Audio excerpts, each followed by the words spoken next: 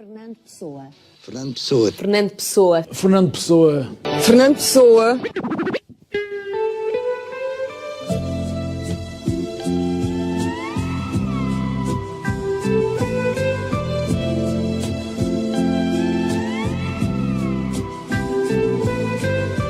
Fernando Pessoa para todas as pessoas.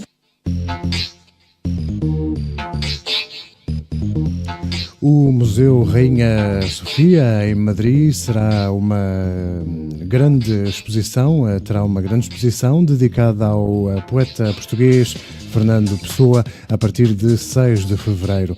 O título ainda é provisório. Pessoa, toda a arte é uma forma de literatura, bebendo palavras de Álvaro de Campos, mas certa é já a realização desta grande exposição no Museu Reina Sofia, na capital espanhola, que abordará o período artístico da modernidade portuguesa a partir dos princípios estéticos de Fernando Pessoa. A exposição irá prolongar-se até 7 de maio de 2018.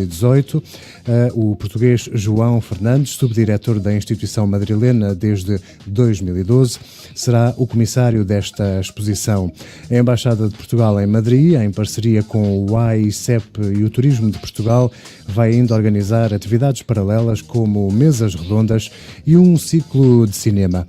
A Féria do Livro de Madrid está a preparar um destaque sobre a parte de Pessoa ligada à astrologia, e em Valladolid será apresentada uma peça de teatro sobre a vida e obra de Pessoa, que deverá também chegar depois até Madrid. Fernando Pessoa marca a presença no álbum de estreia do Fado ao Centro, um grupo especializado em fado de Coimbra, cujo CD deverá sair nos próximos meses do ano de 2018. Produzido por Luís Pedro Madeira, músico ligado ao percurso de projetos como os Bell Chase Hotel ou Pensão Flor, este álbum vai contar, além dos poemas de Pessoa, com textos de autores como Antero de Quental, José Carlos Ari dos Santos e David Mourão Ferreira. Na Penumbra, a mais recente exposição de fotografia de Augusto Brásio reclama um olhar livre e um diálogo utópico, necessariamente, entre António Osório e Fernando Pessoa. E esta é uma exposição que vai estar patente na Galeria das Salgadeiras, em Lisboa, até final de janeiro do próximo ano. Para ver na Rua da Atalaia, o número 12, ao Bairro Alto, em Lisboa, de terça a sábado, entre as 3 da tarde e as 9 da noite.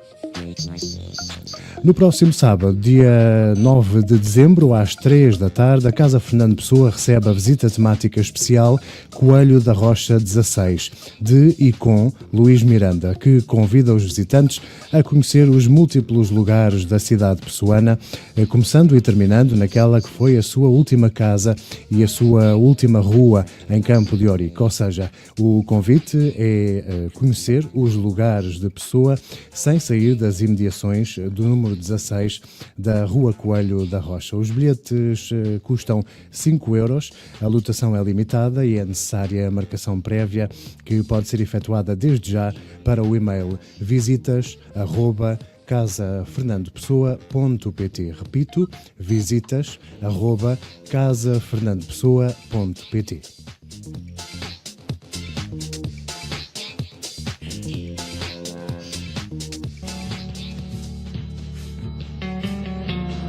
Não sou nada. Nunca serei nada. Não posso querer ser nada. À parte isso. Tenho em mim todos os sonhos do mundo. Ora, sejam bem-vindos então a esta nova emissão de Fernando Pessoa para todas as pessoas, um Fernando Pessoa como nunca se ouviu. Esta emissão é dedicada ao turismo literário e ao papel de Fernando Pessoa enquanto motor desse mesmo turismo aqui na cidade de Lisboa, onde emitimos. Teríamos e tínhamos agendada a presença do especialista em turismo Ruben Ruben Obadia, que, entretanto, por impedimento de saúde, nos comunicou a impossibilidade de estar aqui conosco para debater este assunto e seguimos a emissão, de qualquer das formas, com os nossos conteúdos e com o tema a que nos tínhamos proposto já nas nossas promoções, esta ideia de um Fernando Pessoa enquanto, hoje em dia, motor, sem dúvida, do turismo literário na cidade de Lisboa. Aliás, nos últimos 5 anos, e à semelhança do que vai acontecendo pelas principais cidades europeias, Lisboa acordou, de facto, para o fenómeno do turismo literário, uma modalidade de turismo cultural que se desenvolve especialmente em zonas relacionadas com os textos literários mais famosos, de autores célebres, e os lugares que estes palmilharam em vida ou que descreveram ao pormenor nas suas obras. Na prática, estes roteiros literários podem acontecer em torno de uma personagem de ficção, da narrativa de uma obra ou da biografia de um escritor. Enquanto atividade de nicho interessam ao turismo literário fundamentalmente as obras e os autores mais conhecidos internacionalmente, o que é o mesmo que dizer traduzidos em dezenas de línguas. Assim se explicam casos de sucesso no turismo literário em cidades de escritores como Londres, em Inglaterra, com John Keats, Edimburgo, na Escócia, com Arthur Conan Doyle, Dublin, na Irlanda, com James Joyce, Stratford-upon-Avon, na Inglaterra, com William Shakespeare, Paris, em França, com Victor Hugo, São Petersburgo, na Rússia, com Fyodor Dostoevsky, Madrid, em Espanha, com Miguel de Cervantes, ou Praga, na República Checa, com Franz Kafka. Por vezes acontece mesmo que cidades alheias à vida de escritores sejam celebrizadas pela obra destes. É o caso mais flagrante a apontar em Verona, Itália, uma cidade eternamente ligada à obra Romeu e Julieta, do inglês William Shakespeare. Em Portugal, deem-se as voltas que se quiser, ainda só temos 2 escritores cuja vida e obra sejam capazes de atrair por si só visitantes de todo o mundo. São eles Fernando Pessoa, o mais universal dos escritores portugueses, e José Saramago, o único escritor lusófono agraciado até à data com o Prémio Nobel da Literatura. Quando os comparamos para efeitos de turismo literário ligado a Lisboa, José Saramago acaba por perder, pelo menos ainda, terreno face a Fernando Pessoa, já que o Nobel português decidiu, a partir de 1993, viver entre a sua residência habitual em Lisboa e a ilha de Lanzarote, no arquipélago das Canárias, em Espanha. Há também, claro, motivos políticos para este relativo distanciamento que ainda subsiste, de certa forma, em relação a José Saramago, e o facto de ele ter privilegiado também o tempo passado no país vizinho até à sua morte em 2010. Fernando Pessoa, pelo contrário, tinha fisicamente uma quase repulsa em abandonar a Lisboa, a que chamou o seu lar. Saía da cidade para Évora, por exemplo, apenas porque a sua irmã ali viveu durante cerca de 3 anos. E mesmo no fim da vida, já perseguido pela censura do Estado Novo, Pessoa continuou a recusar os convites dos seus irmãos para ir viver para a Inglaterra.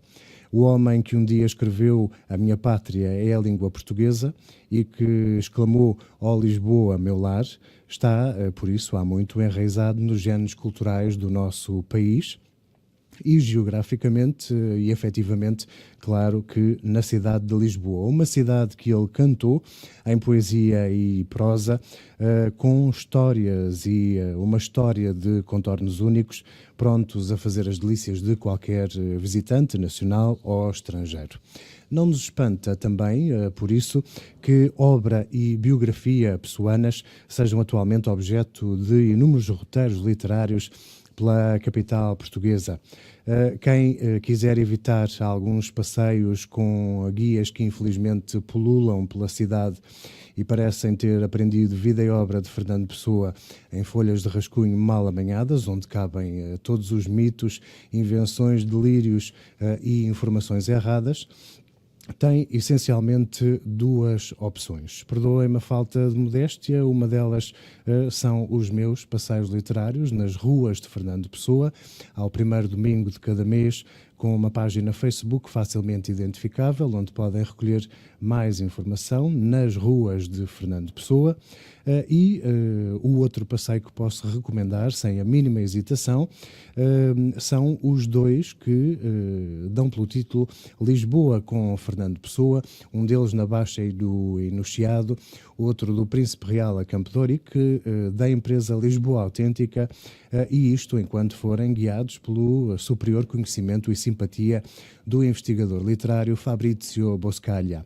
Mas para falar de Fernando Pessoa enquanto motor do turismo em Lisboa, literário e não só, há dois vetores fundamentais. O guia turístico Lisbon, What the Tourist Should See, escrito por Fernando Pessoa ele mesmo em 1925.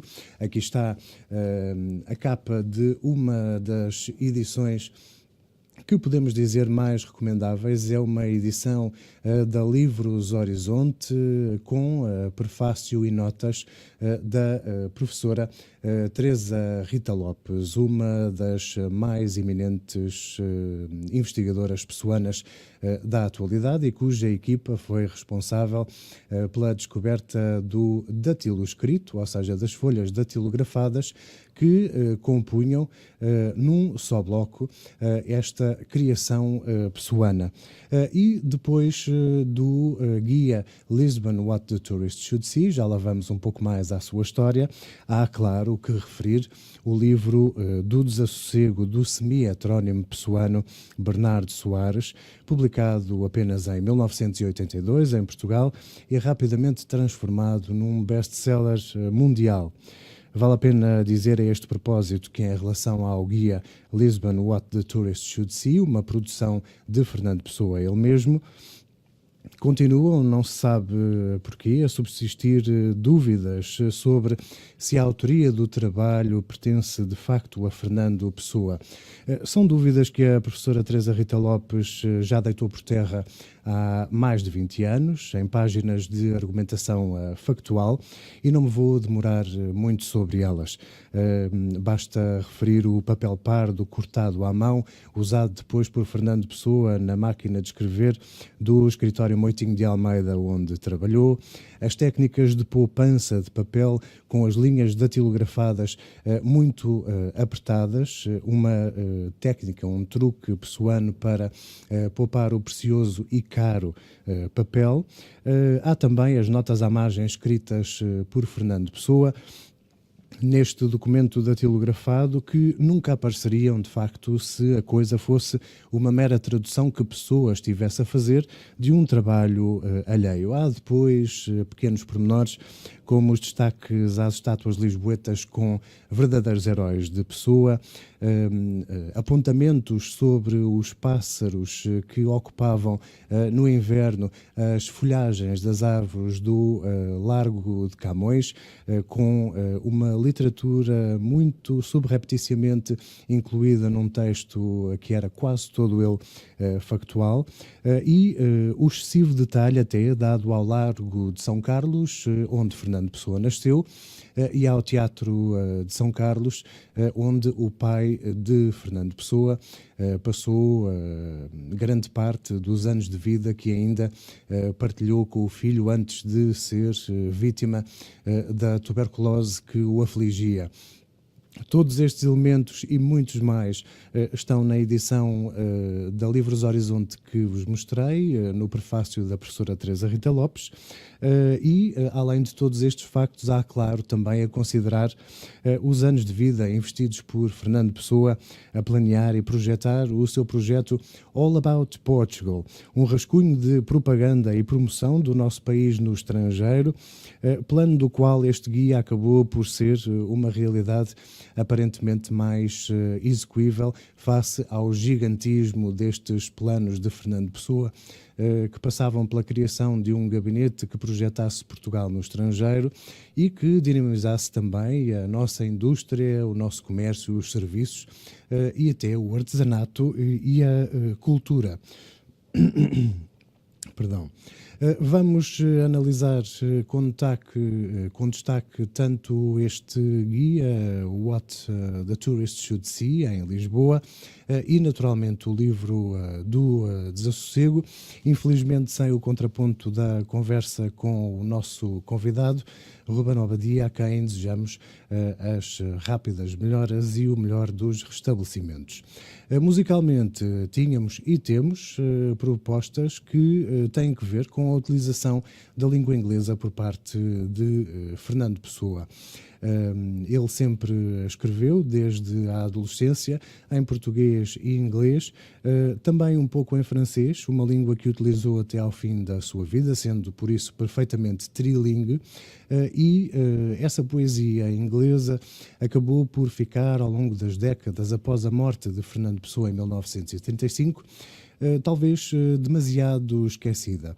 Demasiado esquecida até ao ano de 2015, quando a cantora e compositora portuguesa Sofia Vitória se decidiu e abalançou a começar a analisar esta poesia inglesa e a fazer uma seleção de poemas escritos de raiz em inglês por Fernando Pessoa para depois os musicar. Este álbum acabou por sair em 2016, com o apoio, aliás, da Casa Fernando Pessoa, e tem uma seleção de poesia e prosa num disco que foi o primeiro em que um artista português, neste caso uma artista, se dedicou às palavras inglesas, com um pequeno twist que vamos perceber depois de ouvirmos esta nossa primeira escolha, uma das faixas Work, que faz parte do álbum Echoes, de Sofia Vitória.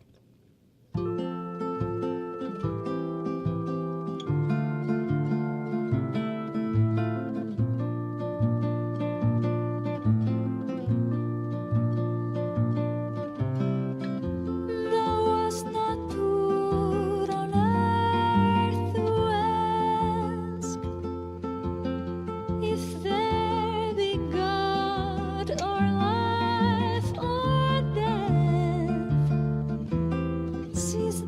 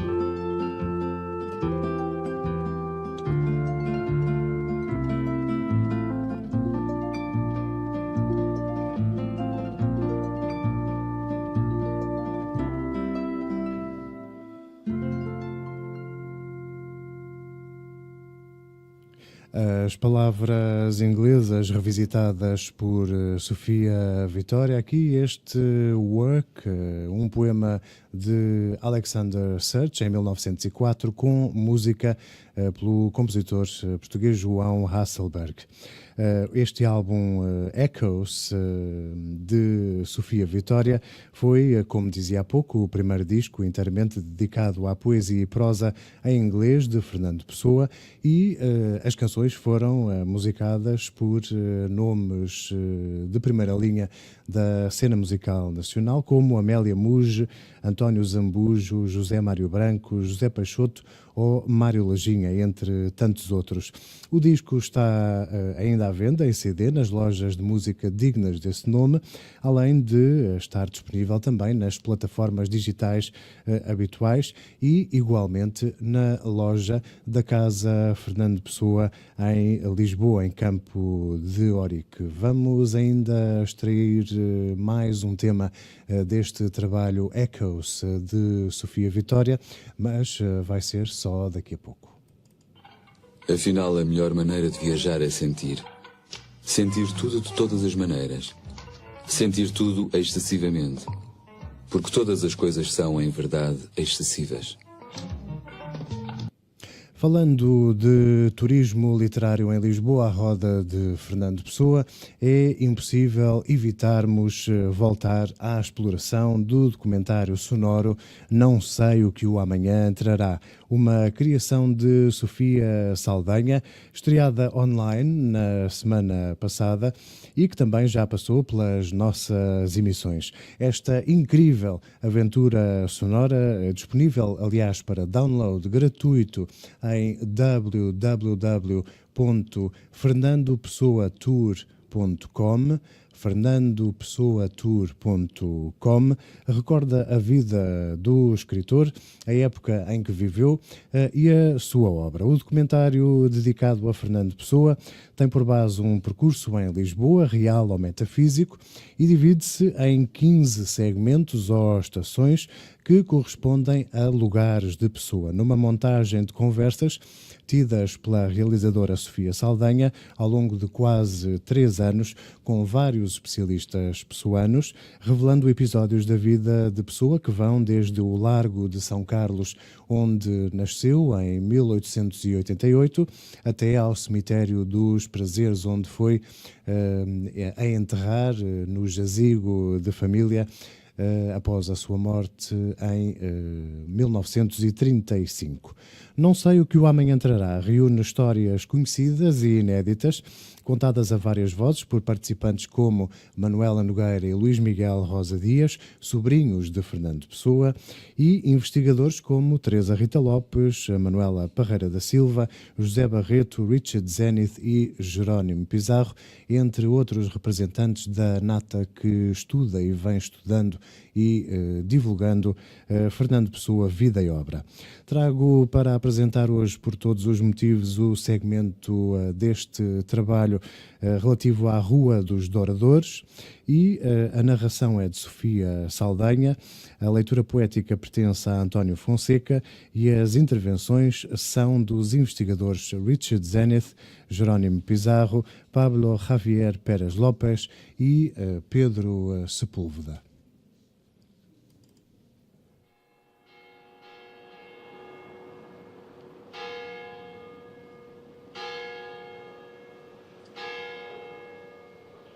Penso às vezes que nunca sairei da Rua dos Douradores. Isto escrito, então, parece-me a eternidade.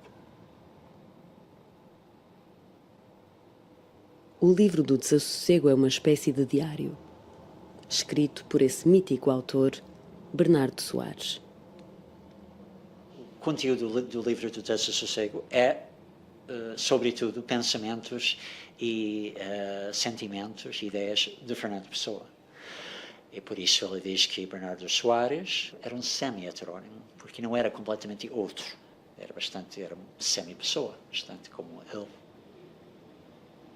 No livro do Desassossego, a pessoa começou a escrever em 1913 e sem saber muito bem o que ia ser. Então começou a escrever trechos que eram, às vezes, como visões de cenários medievais ou de senhoras virgens simbólicas, inexistentes. E eu tenho quase a certeza que o desassossego na primeira fase, que é uma fase mais decadente, está muito, muito próximo da linguagem de Maria de Sá Carneiro.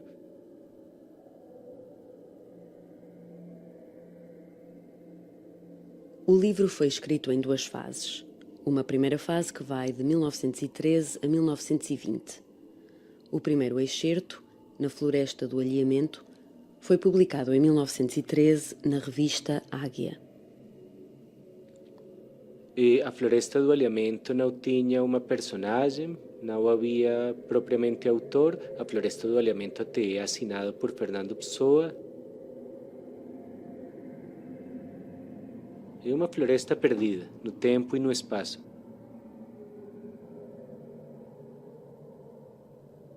Depois, em 1914, Vicente Guedes torna-se o protagonista. E este Vicente Guedes, segundo um outro trecho, também era ajudante de guarda-livros e trabalhava na Baixa Lisboeta.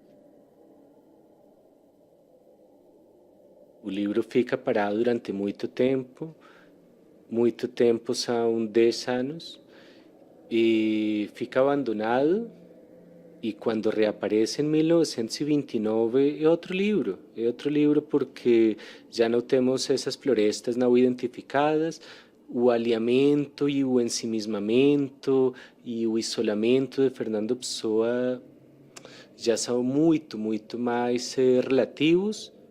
Em 1929 aparece uma coisa que não estava antes, aparece Lisboa. Aliás, a minha mãe comprou outro.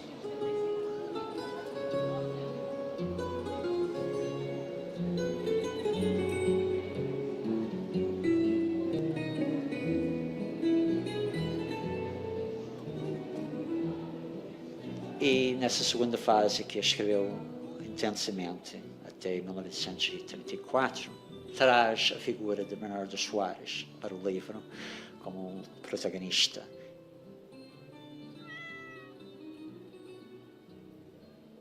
O livro de finais dos anos 20 é um livro em que está a Rua dos Dobradores, que ficou famosa, em que está a Baixa Lisboeta, em que estão os elétricos, em que há gatos, em que há o Senhor Moreira, em que está o chefe do escritório, coisas concretas que nitidamente não estavam antes. E esse segundo livro já não é de um leitor de Sá Carneiro, ainda tem partes expressionistas até, é de um leitor já que se afastou no tempo do primeiro modernismo e está a tentar escrever de outra maneira, que já era a forma em que Cesário Verde tinha tentado reagir às tendências românticas.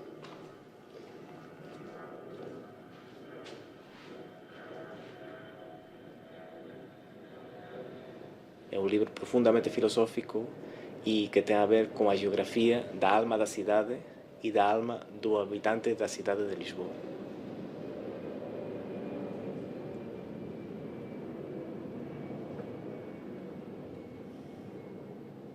Também o grande assunto do livro Desassossego é a viagem no tempo, mas também a viagem no próprio ser. Ele viaja na sua própria essência. Em vida, Pessoa apenas publicou 12 excertos do livro do Desassossego. Tudo o resto ficou amontoado numa arca entre mais de 30 mil papéis. A compilação dos textos foi publicada pela primeira vez em 1982. Pessoa deixou algumas ideias de organização do livro, mas nada de definitivo. Por isso, em cada nova edição, a ordem dos textos altera-se. O editor tem que tomar uma série de decisões, como se os textos pertencem ou não ao livro, por que ordem é que pertencem ao livro, se a figura autoral do livro é o Bernardo Soares, ou é o Fernando Pessoa, ou é o Vicente Guedes, ou é ambos, se a organização deve ser temática, se deve ser cronológica.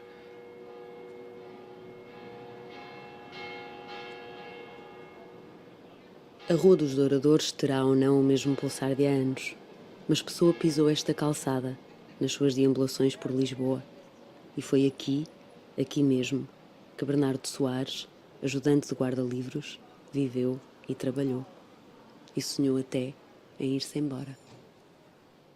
Sentia em sonho a minha libertação, como se mares do sul me houvessem oferecido ilhas maravilhosas por descobrir.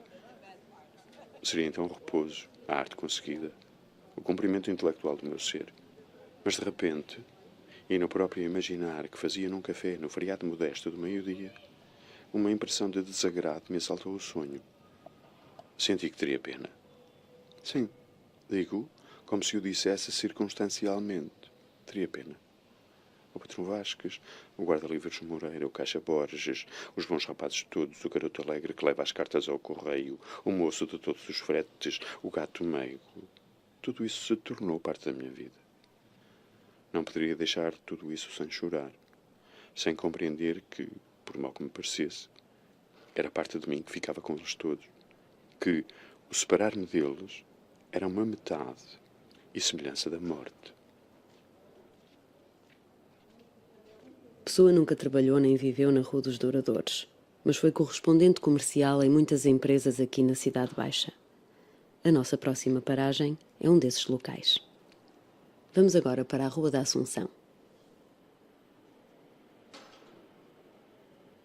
Neste caso, ficamos-nos pela Rua dos Douradores. Este um dos clipes disponíveis no projeto Não Sei o que o Amanhã Trará, a Soundwalk, um documentário sonoro criado por Sofia Saldanha e estreado online na semana passada, ao dispor de todos para download gratuito, e sobre a Rua dos Douradores, que faz o cenário deste último clipe que ouvimos. É de facto fantástico como o Fernando Pessoa acaba por escolher a mais cinzenta e aquela artéria da Baixa de Lisboa, da belíssima Baixa de Lisboa, que menos interesse tinha na altura e de certa forma tem ainda hoje. Mais escura, o sol parece ter mais dificuldade em penetrar na Rua dos Douradores, mais estreita que todas as outras, com menos interesse em termos de comércio, e é aqui nesta realidade cinzenta, no meio de uma malha urbana belíssima que faz a baixa da cidade, que Fernando Pessoa decide colocar a viver e a trabalhar quase num ciclo vicioso e num ambiente de pré-entropia o seu narrador e a sua personagem principal para este livro do Desassossego, Bernardo Soares.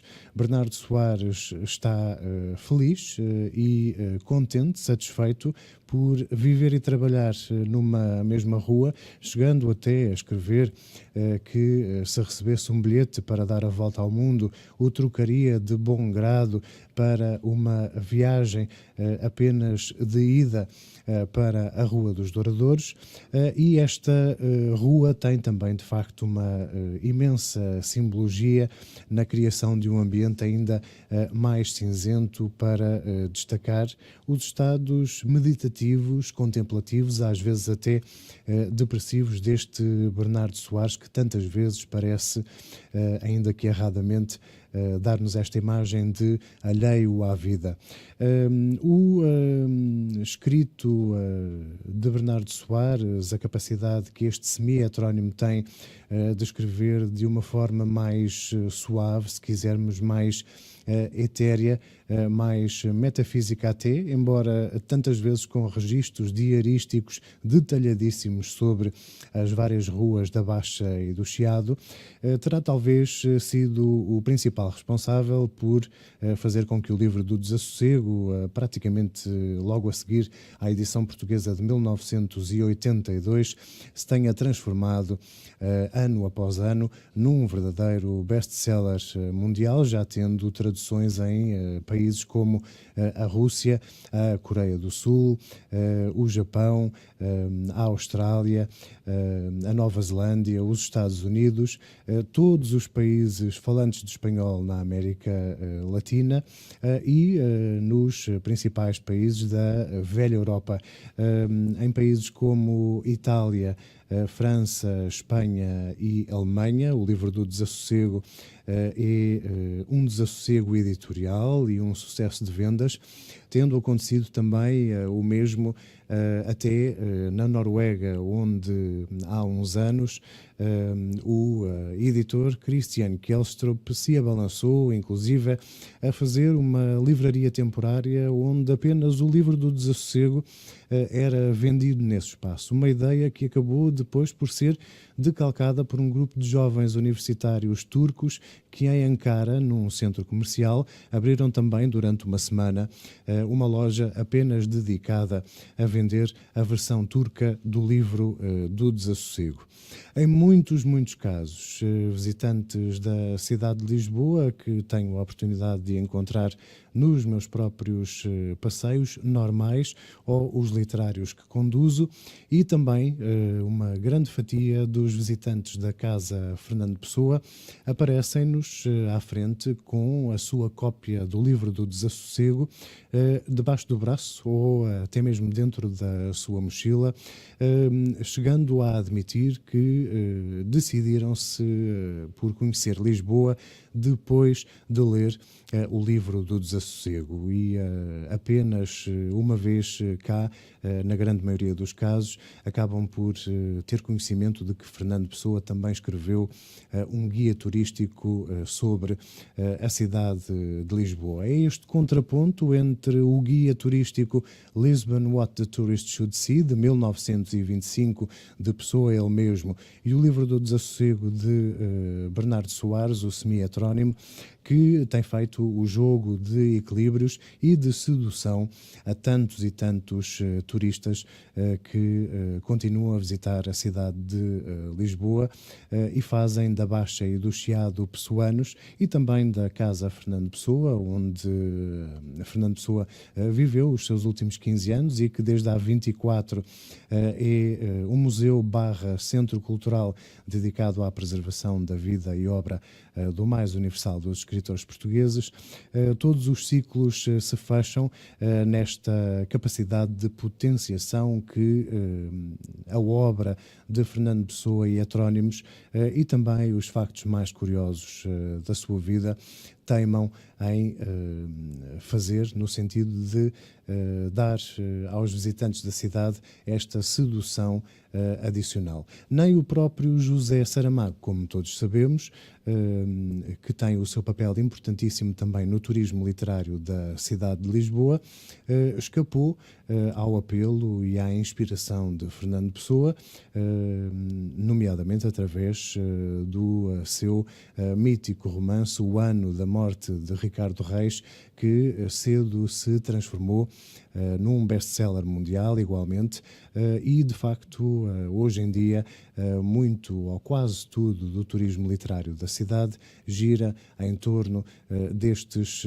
dois nomes. No entanto, Fernando Pessoa é naturalmente o nome que nos interessa mais aqui no programa, e por sobre a meia hora está na hora de regressarmos à abordagem de Sofia Vitória à poesia inglesa de Fernando Pessoa, agora com uma composição que Paula Sousa criou para si. Vamos ouvir e depois já voltamos à conversa.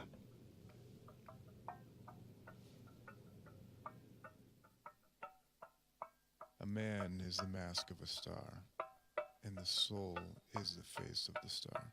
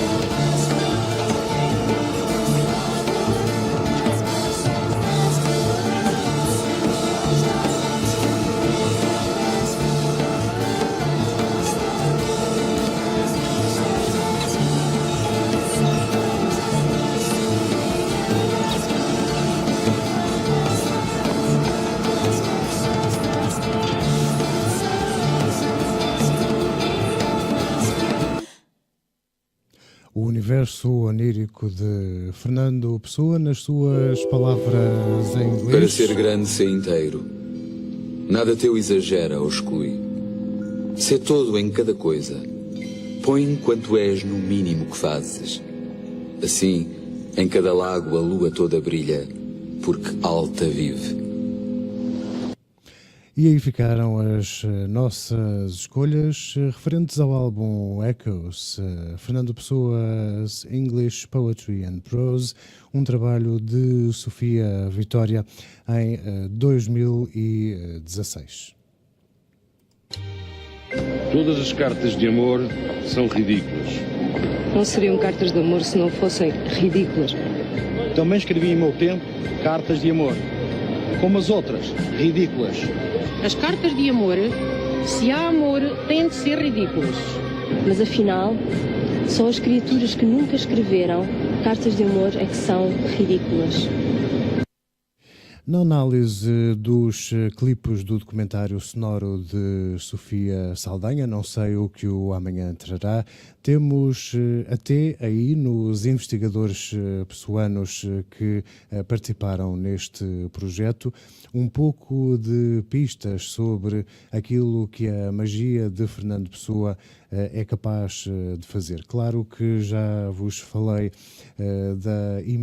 da quantidade imensa de turistas amantes da obra de Fernando Pessoa que nos visitam ano após ano de todos os 4 cantos do mundo, mas na sua grande maioria estão, na verdade, de passagem ou de férias. Há, no entanto, casos sintomáticos de tantos e tantas investigadores e leitores estrangeiros e estrangeiras que acabam por fazer de Portugal a sua segunda ou até mesmo primeira casa depois de tomarem contacto com a obra mágica de Fernando Pessoa. Ainda há pouco, no clipe anterior da Rua dos Douradores, ouvíamos Pablo Javier Pérez López, um espanhol, Jerónimo Pizarro, um colombiano, e Richard Zenith, o Prémio Pessoa 2012,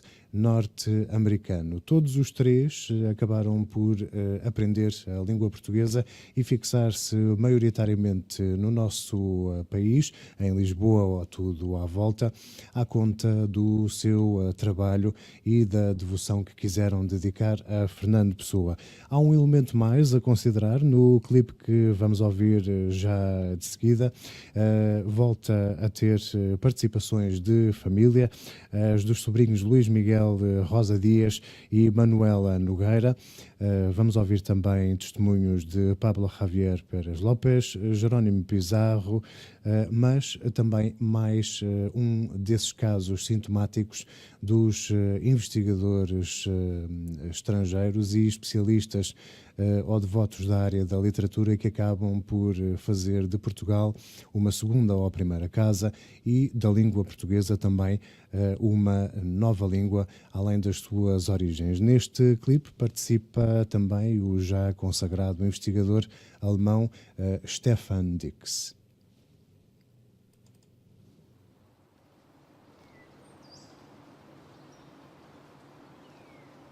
O Cemitério dos Prazeres foi criado no século XIX após um surto de cólera. Em 1916, os restos mortais de Ofélia Queiroz foram para aqui trasladados. Fernando Pessoa também por aqui passou. A minha mãe dizia sempre, o Fernando morreu de cirro. O cirro era cirrose. Porque ele bebia, mas ninguém nunca viu bêbado nem nada.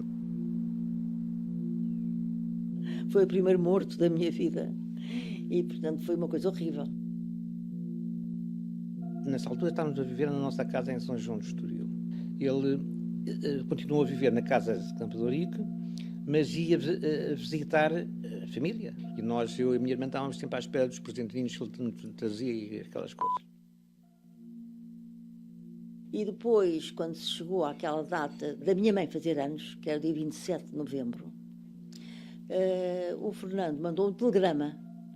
A minha mãe tinha escorregado lá no jardim ou assim, tinha partido uma perna. E, entretanto, tinha havido uma espécie de um ciclone, uma coisa não sei da casa, em São João do Estoril, e aquilo tinha sido de tal modo que os fios de telefone tinham-se arrebentado, assim. E a minha mãe virou-se para o meu pai e disse: ai, Chico, o meu pai era frente, ai, Chico, aconteceu qualquer coisa ao Fernando, porque o Fernando mandou-me um telegrama e não me aparece. E o meu pai meteu-se no comboio e veio a correr a Lisboa e bateu à porta das donas Virgínia e Sena Pereira, que moravam ao nosso lado e que eram da família do Jorge Sena. Porque na porta do Fernando ninguém respondeu à porta. E a dona Virgínia, uma delas, ai, o Fernando foi para o hospital ontem porque não se sentiu bem. E o meu pai veio correr para o Hospital de São Luís e foi assim que viu que ele não estava bem. Não estava bem, mas também não estava assim tão mal que se fosse pensar que ele ia morrer, não é? O meu pai veio-se embora, sossegou a minha mãe, que ele realmente está a ser tratado, estava com umas cólicazinhas, essas coisas que se dizem, e pronto, e depois morreu logo, porque aquilo durou muito pouco tempo. A minha mãe fazia anos 27, ele morreu a 30. Devia ter feito uma pancreatite aguda. A pancreatite aguda é uma coisa que mesmo atualmente, com as atuais análises, essas coisas todas, às vezes é difícil de diagnosticar. E como não se fez autópsia.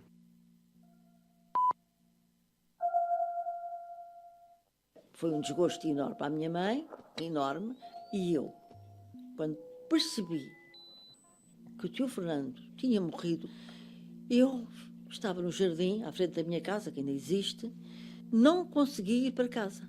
Não consegui.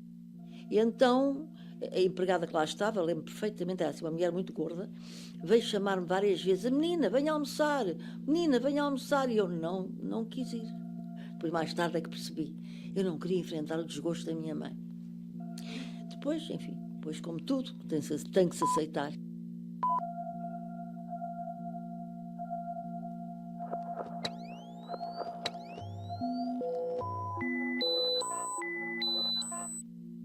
O funeral ainda teve bastante gente. Homens, naquela altura não se usava mulheres. As mulheres não iam a funerais. As mulheres iam à igreja de rezar pelo morto. E se vocês virem a fotografia de ele na urna a sair da igreja, só veem homens.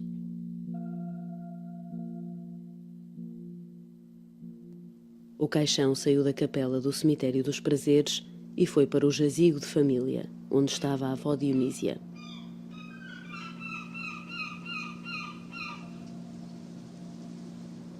Quando falamos em pessoa e falamos na morte, o primeiro que eu penso é que ele foi um suicida. Um suicida no sentido de, dentro da raça, se queremos dizer, de poetas e poetas pensadores, como a própria pessoa, portugueses, que foram suicidas, muitos deles. Manuel Laranjeira, Flor Bela Espanca, Antero de Quental, Mário de Sá Carneiro, muitos. A própria pessoa foi um deles. E foi um suicida e um poeta pensador como foi o seu grande mestre Antero de Quental. Tal como alguns dos seus proto-heterónimos e dos semi-heterónimos, como, por exemplo, o Barão de Teive. O Barão de Teive escreve a Educação do Estoico, que a partida é a única obra do Barão de Teive, onde explica por que não há motivos para continuar a viver e por que decide suicidar-se. Mas, ao mesmo tempo, também penso que a pessoa está com vontade de encontrar um sentido na vida, não encontra o sentido no amor, não tenta encontrar o sentido no amor com Ofélia, porque tem muita vontade de acabar uma obra muito bem feita, muito bem arrumada, perfeita, mas não consegue também porque é muito fragmentário, tal como falamos. Portanto, num mundo, uma vida onde não tem sentido, onde não encontra acomodo, a morte aparece como libertadora e está presente em toda a sua obra, mas mais profundamente na segunda parte da sua obra. Não sei, eu sinto que nunca teve medo da morte, que sempre admitiu que a morte pudesse ser uma porta para outros mundos. Se imaginamos ou se achamos que a nossa vida não é realidade, que é um sonho, também a nossa morte também é um sonho, realmente não existe. ou também pode, depois da morte, pode continuar numa outra vida, numa outra reencarnação. E esta é uma coisa interessante em Pessoa. Ela conhecia todas estas teorias ou todos estes pensamentos, e Pessoa estava muito interessada no assunto. E chega uma altura em que já não tem ilusões, não tem vontade de continuar. E penso que é nessa altura quando ele começa a beber muito, e quando ele já não tem medo da morte. Penso que ele morre sem medo e que ele sabe que vai morrer, porque é um suicida lento e lúcido. Pedir os óculos antes de morrer é uma grande metáfora da lucidez, não é? De como quer entrar nesse outro mundo. No último dia, sabendo perfeitamente que vai morrer, aquela última frase, eu acho, explica tudo. I know not what tomorrow will bring. Ou seja, eu não sei o que amanhã vai acontecer. Sabendo perfeitamente que vai morrer. Eu acho que isso explica tudo. Há algumas afirmações dele, como aquela onde ele disse que se quiserem fazer uma biografia, qualquer coisa assim, como só tem duas datas, o nascimento e a morte. Só que a pessoa tinha vida, era um homem. Há uma pessoa homem e uma pessoa que é autor dos seus livros. Mas há homem que costuma ir à engomadoria e pedir as camisas muito bem engomadas, muito brancas, que tem amigos, que fala com as pessoas, que tem um trabalho, que costuma datilografar à noite os seus poemas no escritório, que vai ao Abel a encher o depósito, ou pessoa que vai de elétrico acompanhar a Ofélia até à porta da casa da sua irmã, e a pessoa que está a pensar, a escrever, a ler, muito exaltado enquanto as pessoas dormem, e a olhar pela janela e ver lá fora Lisboa.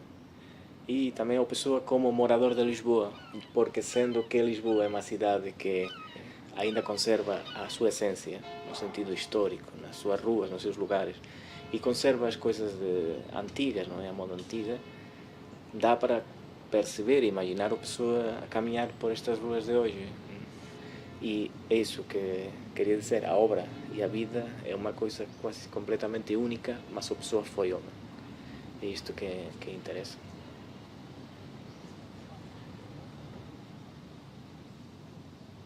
Pessoa ficou no Cemitério dos Prazeres, no jazigo de família, durante 50 anos. Em 1985, a 13 de junho, foi trasladado para o Mosteiro dos Jerónimos. E para já ainda lá está, na ala norte do claustro inferior. Estamos quase a terminar este percurso pessoano. O próximo episódio não tem uma localização associada. Pode ouvi-lo onde quiser. E assim ficou a apresentação de mais um dos clipes do projeto Não Sei o que o Amanhã Trará, uma criação de Sofia Saldanha, um documentário áudio a todos os títulos extraordinário, um trabalho que sem dúvida vai beneficiar legiões de guias turísticos, visitantes, já que além da versão portuguesa está já a ser trabalhada uma versão dobrada em inglês para visitantes de todo o mundo poderem aceder mais facilmente a este projeto, um projeto que estamos certos será também de grande utilidade para professores e alunos, em especial do 12º ano, onde, como sabemos, Fernando Pessoa com José Saramago são tema obrigatório. Estamos quase em cima das 8 da noite e são horas de terminar a nossa emissão. Vamos fazê-lo com Alexander Sutch, um proto-heterónimo com o qual Fernando Pessoa escreveu grande parte da sua produção inglesa, que acabou por transformar-se este ano num nome de banda, nome de projeto musical e também nome de disco, que teve como mentor o pianista e compositor português Júlio Rezende. Há cerca de 2 anos, este músico começou a construir canções, uma atrás da outra, tendo depois chamado 4 compositores companheiros de viagem musical, o cantor Salvador Sobral, o músico eletrónico André Nascimento, o baterista Joel Silva e o guitarrista Daniel Neto. Criaram juntos mais um ponta de lança para projetar o Fernando Pessoa, que também escreveu em inglês, os Alexander Search, que se estrearam em terceiro lugar no Top Nacional de Vendas e encheram concertos de verão, até à retirada dos palcos de Salvador Sobral, pelos motivos de saúde que todos conhecemos. No fecho da emissão, em jeito quase de homenagem, retiramos do álbum o single de apresentação A Day of Sun. Para a semana vamos ter connosco um convidado muito especial, Vasco Silva, o homem que em todo o mundo mais livros de Fernando Pessoa editou, que nos vem falar das suas realizações, memórias, a experiência e dos projetos para o futuro que aí vem. Para já, os Alexander Search e este A Day of Sun.